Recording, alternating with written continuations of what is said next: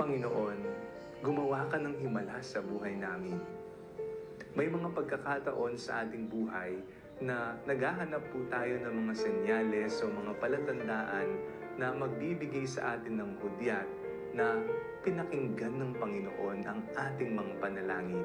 At lagi nating dinadasal, Panginoon, pakinggan mo ang aming mga hinaing. Anong himala ang nais mong mangyari sa buhay mo?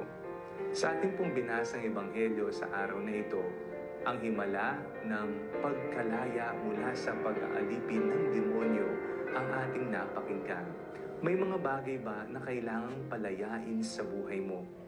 Palayain ang nararamdaman, palayain ang mga paghihirap, palayain ang mga sugat ng kahapon, o kaya naman kagalingan mula sa iba't ibang uri ng sakit. Pagkaalipin mula sa bisyo, pagkaalipin ba ito mula sa sugal o pagka makasarili? Anong himala ang kailangan mo? Yung tipong parang wala ng pag-asa at wala nang makakatulong sa iyo at wala ka nang magagawa na tanging himala na lamang ng Panginoon ang kinakailangan dito. Lagi po nating tatandaan, ang Diyos ay nariyan upang gumawa ng himala sa ating buhay.